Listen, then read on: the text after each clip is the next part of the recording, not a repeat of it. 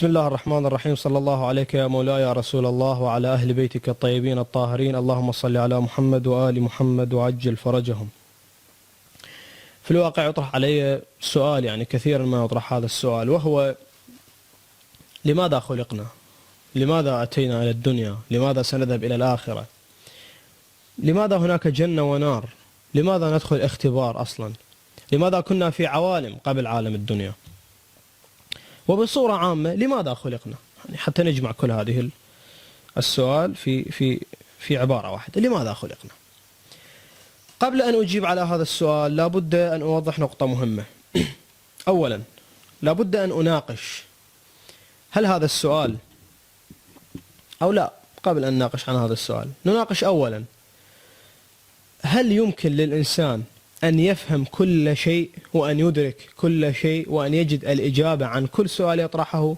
يعني سواء في المجال اللاهوتي الديني أو في المجال العلمي، يعني أقصد العلوم التجريبية الطبيعيات.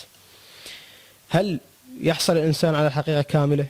هل يمكنه وهل يسعه وهل يسع العقل الإنساني أن يحيط بالحقيقة كاملة وأن يفهم الخطة كلها أو لا؟ هذا أولا. اثنين، نناقش أنه هذا السؤال من الأمور، يعني بعد أن نثبت في المحور الأول أنه لا يمكن للإنسان أن يحيط بالحقيقة كاملة، بعد أن نثبت هذا نسأل ونناقش هذه المسألة. هل هذا السؤال يقع في إطار فهم الإنسان، في إطار وفي حدود ما يمكن أن يفهمه الإنسان وأن يعلمه الإنسان، أو أنه خارج حدود الإنسان وخارج فهم الإنسان؟ وكما هو الجواب المعروف لهذا السؤال، لحكمة إلهية. هسه شنو هذه الحكمة؟ ما ندري طبعا، وراح نناقش هذا بالمسألة الثالثة، أنه من نقول لحكمة إلهية، هل هذا يعني تعطيل العقل؟ أن نوقف العقل خلاص، ما نسأل، ما نستفهم، ما نستفسر، ما نفتهم؟ ثم هل يعني أن ننكر الذات الإلهية إذا ما فهمنا كل شيء وما فهمنا جواب هذا السؤال؟ هذا المحور الثالث. هذه كمقدمة، يعني حتى نفهرس الكلام، لأنه الكلام راح يكون متشعب قليلا ويذهب يمنا ويسرا تارة، لكن أرجو أن أحافظ على المحور وأن أوضح الطريقة بسهولة ويسر. هذه المقدمة. الآن أتطرق إلى مسألة قبل أن أدخل إلى المحور الأول، وهو هل يمكن للإنسان أن يفهم كل شيء؟ هذه المسألة أنه يجاب على هذا السؤال دائما بأنه خلقنا ووجدنا لحكمة إلهية. طبعا أكو أجوبة أخرى، ولكنها ليست أجوبة حقيقية، انتبهوا لي، ليست أجوبة حقيقية. سيبقى السؤال نفسه وسيعاد السؤال نفسه. عادة يجاب أننا خلقنا لحكمة إلهية. زين، لحكمة إلهية شلون يعني؟ أنا أريد أقتنع. سأني مثلا ملحد، خلينا نقول مو مسلم، راح تقول لي لحكمة إلهية. شنو لحكمة إلهية؟ من يقول لحكمة إلهية؟ أولا من يقول لحكمة إلهية؟ اثنين، لحكمة إلهية يعني شنو؟ عطل عقلي واسكت بعد ما أسأل ما أناقش كل شيء لحكمة إلهية؟ لو شلون؟ هذا كله إن شاء الله راح نناقشه الآن، وأرجو الانتباه. نعم، المحور الأول وهو هل يمكن للإنسان، أولا أن نناقش هل يمكن للإنسان أن يفهم كل شيء أو لا؟ في الحقيقة نعرض المسألة على العقل ونعرض المسألة على العلم. شوف العلم شو يقول، يعني الطبيعيات. العقل يحكم أن الإنسان لكي يفهم الحقيقة كاملة ولكي يفهم كل شيء يعني الإطلاق، يعني ما لا نهاية له. وبالتالي العقل البشري هو محدود وله نهاية معينة، ينتهي إلى حد معين. فلا يمكن عقلا أن يحيط المحدود بغير المحدود، لا يمكن عقلا أن يعلم المحدود بتمام اللا محدود، هذا يستحيل عقلا، لأنه عندنا هنا محدود وعندنا هنا مطلق لا محدود. هذا أولا. اثنين، حتى يفهم العقل البشري الخطة الإلهية كاملة، هذا يساوي كونه إله وليس بشر. الذي يفهم الخطة كاملة والحقيقة كاملة بضربة واحدة هو الله تعالى فقط، أبدا. هو المطلق اللا متناهي، والإنسان محدود ومخلوق ومتناهي. هذه المسألة حين نعرضها على العقل. علميا خلينا نشوف العلم شنو موقفه من هذا الموضوع. نشوف العلم عنده جدار يقف عنده العقل البشري يقف عنده لو ماكو جدار؟ خلينا نسأل. كل من قرأ الفيزياء الكوانتية يعرف بمسألة ويعلم بمسألة الانفجار الكبير بيج بان وجدار بلانك. زين، طبعا هاي تطرح البيج بان والانفجار الكبير وجدار بلانك تطرح في الكوزمولوجي، يعني علم الكون. شنو الانفجار الكبير؟ لأنه بعض الأخوة أنا أعرف أنه ما عندهم معلومات حول هذا الموضوع، فأبين بسرعة وأرجع إلى الموضوع إن شاء الله. الانفجار الكبير هو الذي يفسر لنا نشوء هذا الكون وهاي الكواكب. يعني حدث انفجار ثم تمددت وانشئت يعني تشكلت وتكونت هذه الكواكب وهذا النظام الكوني الموجود الآن. جدار بلانك شنو؟ جدار بلانك أوضحه من خلال هذه المسألة. الآن لو فرضنا الانفجار الكوني، طبعا الانفجار الكوني الانفجار الكبير البيج بان حدث قبل 13.7 مليار سنة ضوئية، يعني قبل فترة طويلة. الآن لو نفترض أنه أكو كاميرا تصور هذا الانفجار، خلينا نقول هذا الشيء هو اللي انفجر وشكل لنا الكون. لنفترض أكو كاميرا تصور ونشغل الفيلم بالمقلوب، يعني نرجع بق بالفيلم، راح نوصل إلى نقطة. علماء الفيزياء يقولون مو أنا، راح نوصل إلى نقطة. هذه النقطة يعني من الآن راح نرجع لي ورا، نرجع الفيلم ونباوع شلون الآن يتمدد الكون. إذا رجعنا الفيلم راح يقوم شنو؟ يتقلص، ونباوع على الفيلم. راح نوصل إلى نقطة يوقف الفيلم. شنو هاي النقطة؟ هاي النقطة هي تمثل بداية الكون، بداية الانفجار. هاي النقطة، هاي النقطة تمثل جزء لا يتجزأ أبدا، وهنا تقف قوانين الفيزياء الكوانتية. هذه النقطة سنصل إليها غير قابلة للتجزئة أبدا، غير قابلة للتجزئة. الفيزياء الكوانتية هكذا تحدثنا. يسمى هذا المكان وهذه النقطة بجدار بلانك. شنو جدار بلانك؟ الفيزياء تقول أنا أوصلكم لهنا، أما بعد جدار بلانك ما أعرف شنو اللي صار قبل جدار بلانك، ما أدري. إحنا نتحدث، يعني الفيزياء تقول أنا أتحدث عن من جدار بلانك إلى الآن، الانفجار الكبير من جدار بلانك إلى الآن. أما قبل جدار بلانك شنو اللي صار؟ يعني هاي النقطة اللي وصلنا لها التي لا تتجزأ. وطبعا في تلك المرحلة الأولية من نشوء الكون كانت قوى الطبيعة الأساسية اللي هي التفاعلية والكهرومغناطيسية والجاذبية مندمجة بعضها مع البعض الآخر في هذه النقطة التي قلنا أنها تشكل البداية. فالفيزياء نسألها، تقول لها، نسأل الفيزياء شنو اللي كان قبل جدار بلانك؟ تقول ما أعرف. فسري لنا، تقول ما أعرف، أنا حدي إلى جدار بلانك، هذا اللي نوصل له.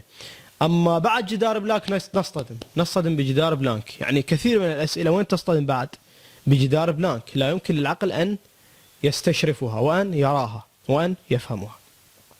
هذا على نحو الفيزياء. مثلا على نحو العلوم الأخرى، مثلا نسأل ليش الخشب مثلا أضعف، أو ليش الحديد أقوى من الخشب؟ سيأتي الجواب أن حجم التماسك بين جزيئات الحديد أقوى من حجم التماسك بين جزيئات الخشب. زين، سنسأل سؤال آخر، ولماذا إذا كان حجم التماسك أقوى كانت المادة أصلب وأشد؟ لماذا لا يكون حجم التماسك الأضعف يضفي على المادة صلابة وقوة أكثر؟ ليش صارت هيك مو هيك؟ شنو يقول لنا العلم هنا؟ يقول ما أعرف، هو هكذا. نقول ليش صار هيك؟ يقول لأن هو هيك، طبيعته هيك. انطانا جواب هنا؟ ما انطانا جواب. يعني دائما من نسأل احنا في كل شيء وفي كل مجال، هاي انتبهوا لها النقطة، حتى نطلع بنتيجة أنه هل يمكن للإنسان أن يصل إلى كل شيء أو لا يمكن، حتى نطلع بهذه النتيجة. دائما في كل مجال، في الفيزياء، في الكيمياء، في الأحياء، مثلا الدماغ، لماذا يترجم الدماغ هذه المعطيات التي تراها العين بأنها لون أسود؟ لماذا لا يترجمها بأنها لون أحمر مثلا؟ قل لا، لأنه هكذا، لأنها هي هكذا، هذه معطيات. لماذا لا يترجم العكس، مثلا هذا أسود وهذا أحمر؟ يقول لأنه هكذا. وصلنا هنا إلى وين؟ إلى جدار بلانك. اصطدمنا وين؟ بجدار بلانك. بعد ولذلك الفلاسفة يحيرون في مسألة معقدة، أنه لماذا كان الشيء شيء. على كل حال هسه ما نريد ندخل المجال الفلسفي نسوي لنا مشكلة لأنه المسألة راح نبحثها وتصير طويلة. على أي حال، في كل مجال، في الفيزياء، في الطب، في الكيمياء، في كل مجال، في العلوم الطبيعية، في الفلسفة أيضا، في الماورائيات، نصل إلى جدار بلانك. خلينا نستعير كلمة جدار بلانك ونستخدمها. نصل إلى جدار بلانك يعني نصل إلى مرحلة نقول لماذا هو هكذا؟ لأنه هكذا. بعد ما عندنا، ما نعرف شنو السبب، ما نعرف. هذا ماذا يعني لنا؟ يعني أن العقل البشري يصل إلى مرحلة يتوقف عندها. بعد هاي المرحلة مو طاقته، ما يقدر، ما يعرف ليش، شنو ليش ما يعرف. طبعا لا أريد أن أطرق التفسير الديني، الجعل الإلهي وهلا، لا، ما أريد أتحدث بتفسير ديني، أريد أتحدث بلغة عقلية علمية، حتى يعني أكون بعيدا عن الجانب الديني للموضوع. لا ما لنا علاقة، لأنه من المفترض أني الآن أخاطب المتدين وغير المتدين. زين، من الذي جعله هكذا؟ هو هكذا. جيد. وليس هذا يعني ليس هذا في العلوم الطبيعية فقط، لا يمكن الإنسان أن يصل إلى الحقيقة كاملة، ولا في الفلسفة، لا، حتى الدين. يعني نحن نعتقد أنه حتى النبي الأكرم صلوات الله وسلامه عليه، الذي نعتقد نحن بأنه الذي نعتقد بأنه سيد الخلق، حتى سيد الخلق في اعتقادنا ليس لديه الحقيقة كاملة، ليس لديه الحقيقة كاملة. وسيعترض علي الآن كثير من المتدينين والمؤمنين حين أقول هذا الكلام، وهذا الكلام حدثنا به القرآن والأحاديث النبوية الشريفة. وقل رب زدني علما. ليش زدني علما؟ لو كانت الحقيقة كاملة بيد النبي هل سيطلب المزيد من العلم؟ أبدا.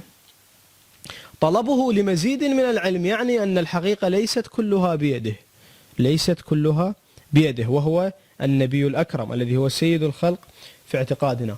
وكذلك أئمة أهل البيت صلوات الله وسلامه عليهم ليست لديهم الحقيقة كاملة، لا أحد يمتلك الحقيقة الكاملة إلا الله تبارك وتعالى. هذا عالم من الإطلاق وعالم من اللانهائية. وحتى لا يعترض علي يعني بعض المتدينين أو الذين يقرؤون الكتب الدينية، خلي أثبت لهم هذا الأمر من كتبنا طبعا المعتبرة هنا في أصول الكافي في الجزء الأول صفحة 145. نعم، طبعا أكو فصلين في الجزء الأول من أصول الكافي، يعني بابين. باب في أن الأئمة عليهم السلام يزدادون في ليلة الجمعة. سؤال: إذا كانت عندهم الحقيقة كاملة شلون يزدادون؟ إذن ليست عندهم الحقيقة كاملة. بعد الباب الثاني اللي وراء هذا الباب: لولا أن الأئمة عليهم السلام يزدادون لنفد ما عندهم. والمعلوم أن المتناهي اللامتناهي لا ينفد. زين، ماذا نقرأ في البابين هنا؟ عن الإمام الصادق عليه السلام قال: إذا كانت ليلة الجمعة وافى رسول الله العرش ووافى الأئمة معه ووافينا معهم، فلا ترد أرواحنا إلى أبداننا إلا بعلم مستفاد، ولولا ذلك لأنفدنا. لو ما يصير أنه في كل ليلة الجمعة نزداد علم لنفد ما عندنا. صريح كلام أهل البيت صلوات الله وسلامه عليهم. أيضا في حديث آخر، والأحاديث موجودة هنا، في حديث آخر يقول: لولا أننا نزداد لأنفدنا. قال: قلت، يعني الراوي يسأل الإمام الصادق عليه السلام عفوا الإمام الباقر يسأل الإمام الباقر: قلت: تزدادون شيئا لا يعلمه رسول الله؟ قال: أما أنه إذا كان ذلك عرض على رسول الله. سبحان الله، يقول إذا الله تبارك وتعالى يريد يزودنا بشيء رسول الله لا يعلمه، يعني شنو؟ يعني الحقيقة ليست عند رسول الله كاملة أبدا أبدا. ولذلك يعني أنا أطلب من إخواني من المتدينين من هاي أن يشيلون من بالهم أنه يمكن للإنسان أن يفهم الحقيقة كاملة وأن يفهم خطة الرب بتمامها. مستحيل، يستحيل هذا الشيء. وسأثبت علميا وعقليا وأستشهد بكلام يعني ليس كلام أهل البيت والنبي فقط.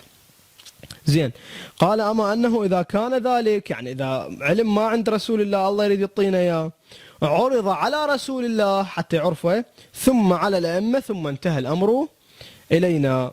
زين، هذا بالنسبة لأئمة أهل البيت صلوات الله وسلامه عليهم. بالنسبة للنبي الأكرم صلوات الله وسلامه عليه، هنا في تفسير الميزان للعلامة الطباطبائي في جزء 14 الصفحة 214. نعم. قال يعني في تفسير قوله تعالى وقل رب زدني علما، فإن سياق قوله لا تعجل به وقل رب زدني علما يفيد، هذا الطباطبائي قاعد يتحدث، أن المراد هو الاستبدال، أي بدل الاستعجال في قراءة. هذا مو محل الشاهد. زين، قال طلبك زيادة العلم، ويؤول المعنى إلى أنك تعجل بقراءة ما لم ينزل إليك بعد، لأن عندك علما به في الجملة. ولكن شوف هنا عندنا مسألة، أن النبي كان يعلم بالقرآن، يعني القرآن نزل على النبي. هذه مسألة يعني على السريع أقولها حتى نفهم هذه العبارة. عندنا أن القرآن نزل على النبي أول بداية دفعة واحدة بالجملة، وبعدين نزل تفصيلا. قال لأن عندك علما به في الجملة يا رسول الله يعني، ولكن لا تكتفي به، واطلب من الله علما جديدا بالصبر واستماع بقية الوحي. وكما هو معلوم لا يكون الطلب والاستزادة من العلم إذا كان الإنسان قد فهم الحقيقة كاملة وبما هي لا متناهية. زين، هذه مسألة. بعيدا عن التراث القرآني وأحاديث النبي وأهل البيت، طبعا احنا تحدثنا بالبداية من جانب عقلي ثم من جانب علمي ثم اجيت للأحاديث، يعني حتى أكون يعني الموضوع ما تحدث به من جانب واحد. بعيدا عن هذا التراث، إذا ذهبنا إلى التراث الغربي، مثلا فيلسوف التنوير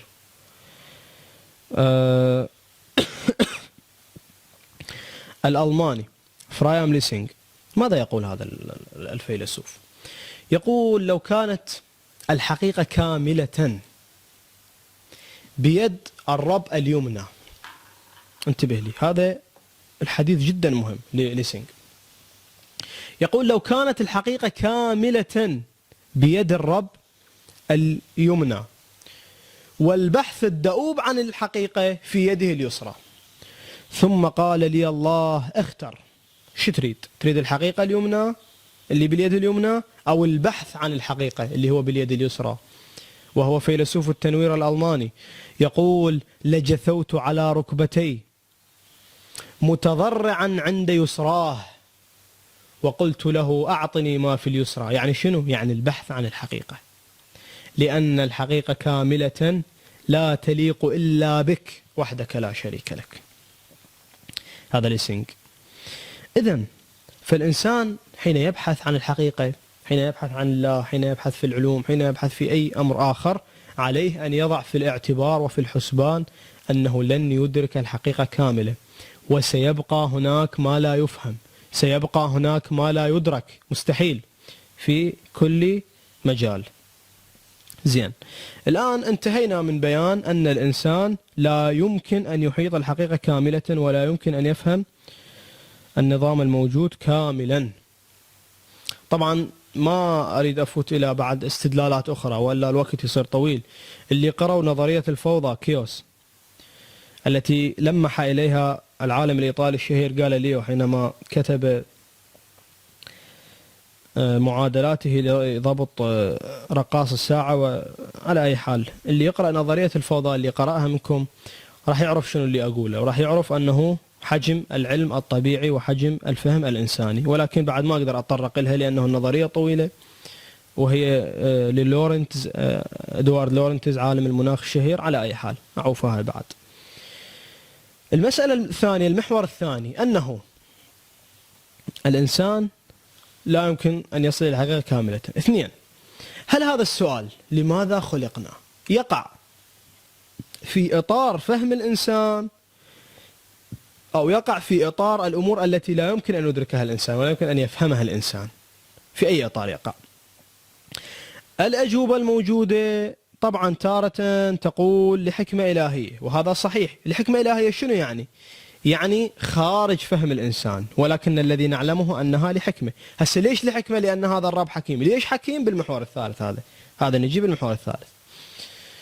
خارج فهم الإنسان. أكو أجوبة أخرى، الأجوبة الأخرى قد تقرب قد تساعد، ولكنها ليست أجوبة حقيقية في الواقع، يتناولها الناس كثيرا فيما بينهم، ولكنها ليست أجوبة حقيقية. الجواب الأول: وما خلقت الجن والإنس إلا ليعبدون، أو ليعرفون في التفسير، يعني ليعرفون. يقول ليش خلقهم؟ ليعبدون. يحتاج عبادتهم؟ لا، ما يحتاج عبادتهم، حتى هم ينتفعون. زين ليش ينتفعون؟ أكو ناس راح تروح الجهنم، شلون والله؟ هذا رجع السؤال انعاد، ما سوينا شيء. جواب آخر: أنه كنت كنزا مخفيا وأردت أن أعرف ثم خلقت الخلق. هذا هم راح يفتح لنا هواي إشكالات. أنت تعال، شنو الله محتاج غيره حتى يعرف؟ شنو يعني هو عجيبة مثلا عبث المسألة؟ راح يفتح لنا هواي إشكالات. بعد جواب آخر: أن الإنسان خلق ليتكامل وليدخل إلى الجنة وليمشي إلى طريق الله وليتخلق بصفات الله وبأخلاق الله وبأسماء الله. وهذول اللي راح يخلدون في جهنم، شنو مصيرهم؟ ليش خلقتهم يا رب العالمين؟ يبقى هناك في هذا السؤال ما لا يفهم وما لا يدرك، يستحيل. أنا إلى الآن ما لقيت جواب حقيقة. جوابات موجودة، تقرأ 10 و20 و30 صفحة جواب، ولكن يبقى السؤال ويعاد السؤال مرة أخرى. شلون سالفة جدار بلانك اللي حكيناها بالبداية؟ يعني راح نوصل إلى مرحلة يصطدم بها العقل البشري، يصطدم العقل البشري بجدار بلانك. مهما قدمنا أجوبة في هذه المسألة تكون أجوبة مقاربات تساعد الإنسان على الفهم بعض الشيء، ولكن لابد أن يصطدم بجدار بلانك، لابد أن يصطدم بجدار بلانك. هل هذا القول يلزم أن ننكر الذات الإلهية؟ يعني من ما فهمنا هاي المسألة نروح ننكر وجود الله، ننكر حكمة الله، نصف الله بأنه عبثي خلقنا بدون سبب؟ هذا ما سيتولاه الآن المحور الثالث، وأرجو الانتباه. نأتي الآن إلى المحور الثالث. المحور الثالث ماذا يقول؟ نقول أن هذا القول أننا خلقنا لحكمة إلهية لا يستلزم تعطيل العقل، ولا يستلزم عدم السؤال وعدم الاستفهام، لا أبدا، ولا يستلزم إنكار الذات الإلهية، ولا يستلزم وصفها بعدم الحكمة أو بالعبثية. شلون؟ لا يستلزم عدم تعطيل العقل والسؤال، بالعكس على الإنسان أن يبحث وأن يسأل، ولكن هاي النقطة المهمة، ولكن يجب أن يضع في حسبانه أنه سيصل إلى مرحلة يصطدم فيها بجدار بلانك في الفيزياء، وفي أمور أخرى قلنا نستعير هذه اللفظة، يصطدم فيها بجدار بلانك. يعني حين يبحث ويسأل ويستفهم لا يخلي بحسبان أنه راح يوصل إلى الحقيقة المطلقة 100%، ماكو هيك، هذا الإله بس يوصلها. وأنا قلت من كتبنا أنه نحن نعتقد أن النبي الأكرم لم يصل إلى هذه المرتبة الحقيقة كاملة، بدليل أنه يستزيد وقل رب زدني علما. فالإنسان مو يعطل عقله، لا، عليه أن يبحث وأن يسأل وأن يستفهم. وهناك أجوبة لكثير من الإشكالات في الدين وفي خطة الكون، ولكن تبقى بعض التفاصيل مبهمة. لماذا تبقى مبهمة؟ هسه أنا هذه أريد أفككها. كثير طبعا هسه بالمناسبة كثير من الملحدين يفرحون جدا بهذه النقطة. يعني حين يعجز الإنسان المتأله الذي يؤمن بالإله أو المسلم أو المسيحي، حين يعجز عن ذكر الحكمة من كل شيء، يجد الملحد ضالته. لماذا هذه هكذا؟ يا أخي، أولا العلم يقول أكو جدار بلانك نصطدم به، يعني نوصل إلى مرحلة ما ندري ليش هكذا، هو هكذا. العقل نفس الشيء، يقول لا يمكن أن يدرك المعقول المحدود لا محدود بتمامه وكماله. الفلسفة، من قال لكم أن هناك إنسان سيصل إلى الحقيقة؟ وين يعني كاملة، أقصد مو الحقيقة، لا يصل إلى الحقيقة، ولكن لن يصل كاملة. فهم يفرحون من بعض الأسئلة ما لها جواب، مثل لماذا خلقنا، ويقعد يتبجح إذا ننكر الذات. من قال لك أن كل المسلم وحتى النبي وأي إنسان يعرف كل شيء؟ وين هذا؟ منو قال لك؟ منو ضحك عليك؟ لا العلماء، لا الفيزيائيين، ولا الفلاسفة، ولا علماء الطبيعة، ولا أي إنسان يعتقد أن الإنسان يمكنه أن يدرك الحقيقة كلها بضربة واحدة ويفهم التفاصيل كلها. زين، مثلا يعني هسه الآن عندنا الطفل لا يفهم خطة التربية الموضوعة له من قبل الأبوين. ليش ما يفهم؟ لاختلاف الإدراكات بين الطفل وبين الأب والأم. الأب والأم خبرته وعقله ابن 30 و40 و50 و60 سنة، الطفل ابن 4 و5 و6 و10 سنوات. فبعض الأحيان الطفل يعتبر أبوه يكرهه أو يضوج منه أو أمه تكرهه أو يضوج منه أو تحقد عليه. ليش؟ لأنه ما فاهم الخطة مالتهم شنو، إدراكاته وإمكانياته وعقله ما يمكنه أن يفهم خطة رجل أو امرأة ابن أو بنت 30 و40 سنة. زين، يعني بين إنسان وإنسان أحيانا الإنسان الأول لا يفهم خطة الإنسان الثاني. كثير من الناس الآن لا يفهمون ما كتبه غاليليو مثلا، أو ما كتبه كوبرنيكوس، أو ما كتبه كيبلر، أو ما كتبه الآن إينشتاين، أو ما كتبه مثلا علماء في دوكنز وغيرهم، ستيفن هوكينج، بول ديفيز، غيرهم ما يفتهمون. زين، ليش ما يفتهمون؟ لاختلاف الإمكانات والإدراكات بين شخص وآخر. إذن فاختلاف الإمكانات والإدراكات تؤدي أحيانا إلى أن إنسان لا يفهم إنسان مثله. يعني هذه العلوم وضعها وهذه النظريات النسبية، فيزياء الكم، كثير من الناس درسوا فيزياء الكم، عكفوا عليها شهر وشهرين وثلاثة وأربعة وسنة ولم يفهموا فيزياء الكم، الفيزياء الكمومية، مع أنه اللي كتب فيزياء الكم هو عقل بشري. ولكن اختلاف الإمكانيات والطاقات بين هذا الإنسان وذاك الإنسان لا تمكن الأول من أن يفهم ما وضعه وما كتبه الثاني. فكيف إذا كان الاختلاف بمستوى مو إنسان وإنسان، لا، بمستوى إنسان ورب الإنسان، بمستوى العقل المحدود والعقل اللامحدود المطلق؟ كيف تطالبني وكيف تريد أنت أن تفهم الخطة كاملة لهذا العقل غير المحدود؟ هذا يستحيل، هذا اعتباط إذا قلنا به. زين، هذه المسألة راح تقول لي زين اتفقنا أنه ما نقدر نفتهم كل شيء، اتفقنا. زين، من يقول هذا حكمة؟ اللي يقول هذا حكمة هو الأمور اللي وصلنا لها، ماكو شيء يقول لنا هذا عبث، كلها يعني النظام الآن العالم اللي نعيش به، النظام الآن اللي يحكم هذا العالم، مو النظام البشري، لا، أتكلم عن النظام التكويني الكوني. الآن نحن نعيش في نظام، وكل كوكب وكل شيء يأخذ موقعه، أم نعيش في عالم من العبثية والتراكمات والفوضوية؟ شو تقولون؟ ما أريد أقول شو تقولون حتى لا تقول هذا يعتمد على عاطفة الناس لا، خلينا نسأل الفيزياء شو تقول؟ الفيزياء حين تتحدث عن الكون تتحدث عن دقة لا متناهية، غريبة جدا. يعني ستيفن هوكينج في تاريخ موجز للزمن أو تاريخ مختصر للزمن، على أي الحال ترجمها هكذا وهكذا، حين يتحدث عن الكون يتحدث عن كون قائم بأجزاء الثانية. إذا تأخر 1/10 من الثانية يحدث كذا كارثة، إذا أبطأ 1/10 هذا يحدث كذا كارثة. يتحدث عن دقة غريبة هوكينج عالم الفيزياء الشهير. بول ديفيز حين يتحدث عن هذه الدقة يقول: وهذه الدقة كلما كبر الكون تزداد دقة وتزداد رهافة ونعومة.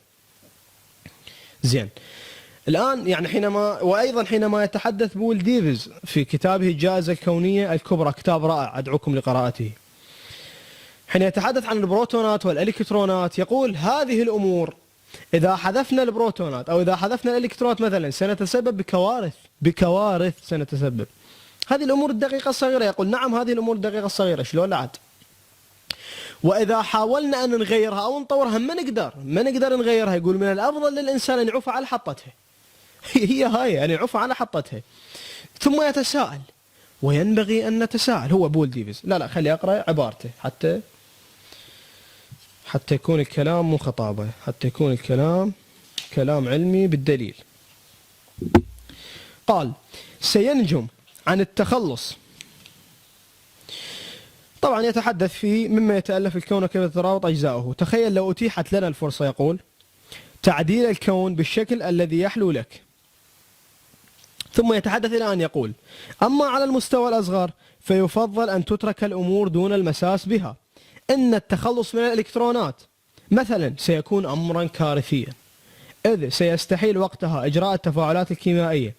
أيضا سينجم عن التخلص من النيوترونات إفساد كل العناصر الكيميائية خلال الهيدروجين بهذه بالإلكترون. نقول نعم. زين. أن مخزون الجسيمات الأساسية ليس بالمكان الذي يفضل العبث به، هو متكون بشكل دقيق ومنظم لا ينبغي أن يعبث به. سبحان الله. أنا أخاطب الآن اللي ينكرون التصميم الذكي. لماذا يقول ديفيز لا ينبغي أو ليس بالمكان الذي يفضل العبث به؟ إذا كان هو عبثيا أصلا، هل سيقول ديفيز لا يفضل العبث به؟ إذن هو يجري وفق نظام معين، ولكن لا يفضل العبث به. بل إن حتى تعديل خصائص هذه الجسيمات سيكون أمرا خطيرا، يعني لو أتيحت لنا الفرصة، في ظل ضرورة الحفاظ على الأمور على حالها. يتداعى للعقل بعد أن قلنا هذا السؤال عن سبب تألف الكون من العناصر التي يتألف منها. لماذا توجد الإلكترونات والبروتونات والنيوترونات غيرها من المكونات الذرية؟ لماذا تتمتع هذه الجسيمات بالخصائص التي تملكها؟ لم تمتلك جميع الجسيمات كتلا وشحنات كهربية محددة. لما تمتلك جميع الجسيمات كتلا وشحنات كهربائية محددة وليس غيرها؟ ليش هيك مو غيرها؟ ليش؟ يقول منذ 50 سنة أو منذ 50 عاما لم يهتم أحد بالتفكير في مثل هذه المسألة. هذا بول ديفيز. نحن نتحدث عن كون قائم على أجزاء الثانية وعلى الذرات وعلى الأمور الدقيقة. نتحدث عن هذا النظام وعن هذه الخطة. إذن الكون يحدثنا بنظام وبخطة، لا يمكن أن ننكر هذه الخطة لأننا لم نفهم بعض التفاصيل. زين. النتيجة أن هذا الكون قائم وفق خطة وحكمة ونظام معين، وهذا ما ثبت لكارل غوستاف تلميذ فرويد حين قال لا أبه بسمعة العلمية. معروف أنه اللي يقول بالتصميم الذكي وأن هناك خطة يسير نحوها الكون، هذا توضع عليه علامات الاستفهام في الغرب. بالمناسبة يتحدثون عن حرية التفكير وعن حرية الآراء. لا، الذي يتحدث بالتصميم الذكي وأن لهذا الكون خطة ونظام من العلماء يوضع عليه علامات الاستفهام، ويمنع أحيانا من أن يدرس في الجامعات العالمية المعروفة. أي هؤلاء الذين يتحدثون عن حرية الفكر. على أي حال، هسه احنا ما مقصرين بحرية الفكر، يعني في ظلم حرية الفكر قصدي، ما ردنا نحكي عليهم. على أي حال، إذن هناك خطة، قطعا هناك خطة مما تلوناه، والأدلة العلمية كثيرة حقيقة. هذا كشاهد يعني، لأنه وقت ماكو. في تفاصيل هذه الخطة ما لا يمكن أن نفهمه وما لا يمكن أن ندركه، لا بأس نسلم بهذا. لماذا؟ لأن هناك اختلاف عظيم بين العقل الإلهي الواضع لهذه الخطة والعقل البشري الذي يحاول أن يفهم هذه الخطة. وطبعا من العبث أن ننكر الوجود الإلهي لأننا لم نصل ولم نجيب عن بعض الأسئلة ولم نعرف بعض، ولا يمكن أن نعرف بعض الأسئلة. لماذا من العبث؟ هاي أخيرا أقولها وأختم. لأن هذا يدعونا إلى أن ننكر العلوم الطبيعية جميعها، لأنها كلها ستصل إلى مرحلة تصطدم بجدار بلانك. ماكو بعد جواب وراء جدار بلانك، ولا ماكو فهم وراء جدار، ماكو جواب بعد أصلا.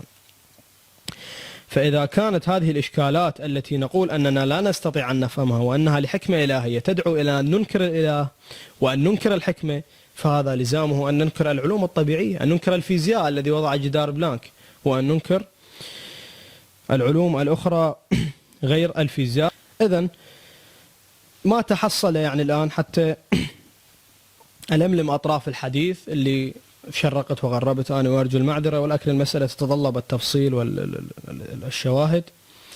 ما تحصل أولا أن الإنسان لا يمكنه أن يدرك الحقيقة كلها وأن يفهم كل شيء، مستحيل. هذا العلم يقول، العقل يقول، الفلسفة تقول، ما تلوناه عليكم الآن يقول.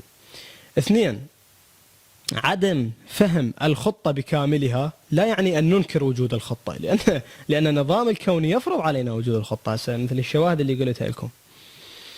3 لا يعني هذا أن تعطيل العقل حينما نقول أن بعض الأمور في الخطة الإلهية لا تفهم.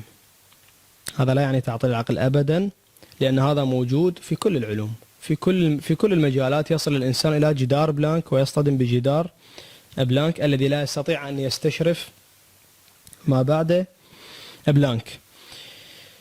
فهذه المسألة حينما نقول أنها لحكمة إلهية تبعا لوجود الحكمة التي يشهد بها الكون، ولا تستلزم لا تعطيل العقل ولا إنكار الذات الإلهية، لأن لزام هذا أن ننكر العلوم الأخرى. أقول قولي هذا وأعتذر عن التقصير في بيان المسألة. هذا ما طرحته بحسب قدرتي يعني المتواضعة. أسأل الله أن أكون قد أفدتكم بعض الشيء ولو بعض الشيء في هذا الجانب، وأيضا أسألكم الدعاء. والسلام عليكم ورحمة الله وبركاته.